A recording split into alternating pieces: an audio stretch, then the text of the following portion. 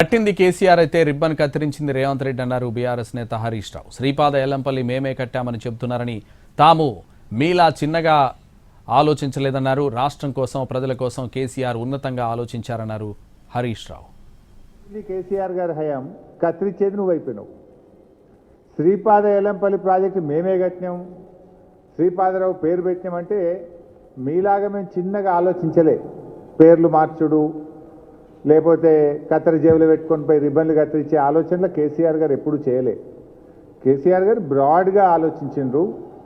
రాష్ట్రం కోసం కట్టింది కేసీఆర్ గారి హయాం, కత్తిరించేది నువ్వు అయిపోయినావు.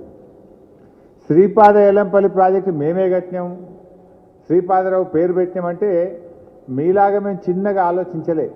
పేర్లు మార్చుడు, లేకపోతే కత్తెర జేబులు పెట్టుకొని పోయి రిబ్బన్లు కత్తిరించే ఆలోచనలు కేసీఆర్ గారు ఎప్పుడు చేయలే. కేసీఆర్ గారు బ్రాడ్గా ఆలోచించిండ్రు.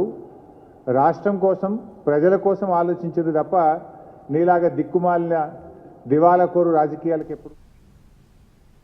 ఎల్లంపల్లి ప్రాజెక్టు కాంగ్రెస్ హయాంలో పూర్తయిందా అని ప్రశ్నించారు హరీష్ రావు. బీఆర్ఎస్ అధికారంలోకి వచ్చాక నీటిపారుదల శాఖ మంత్రిగా ఉన్న తానే పనులు పూర్తి చేయించానన్నారు. బీఆర్ఎస్ ప్రభుత్వం 2052 కోట్ల రూపాయలు ఖర్చు చేసి ప్రాజెక్టును పూర్తి చేసిందన్నారు. 2016లో పూర్తి స్థాయిలో 20 టీఎంసీల నీరు నిల్వ చేశామన్నారు హరీష్ రావు. ఎల్లంపల్లి ప్రాజెక్టు అసలు కాంగ్రెస్ హయాంలో పూర్తయిందా? అది బీఆర్ఎస్ వచ్చిన తర్వాత ఆ రోజు నీటిపారుదల శాఖ మంత్రిగా నేనే ఉన్నాను.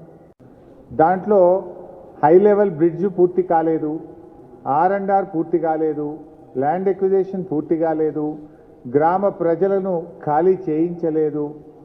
బీఆర్ఎస్ వచ్చిన తర్వాత ఎల్లంపల్లి ప్రాజెక్టు మీద 2052 కోట్ల రూపాయలు ఖర్చు పెట్టి ఆ ప్రాజెక్టును పూర్తి చేసి 2016 సంవత్సరంలో పూర్తి స్థాయిలో 20 టీఎంసీల నీళ్లు నిలిపాం. ఎల్లంపల్లి ప్రాజెక్టు అసలు కాంగ్రెస్ హయాంలో పూర్తయిందా? అది బీఆర్ఎస్ వచ్చిన తర్వాత ఆ రోజు నీటిపారుదల శాఖ మంత్రిగా నేనే ఉన్నాను. దాంట్లో హై లెవెల్ బ్రిడ్జ్ పూర్తి కాలేదు, R&R పూర్తి కాలేదు, ల్యాండ్ ఎక్విజిషన్ పూర్తి కాలేదు, గ్రామ ప్రజలను ఖాళీ చేయించలేదు.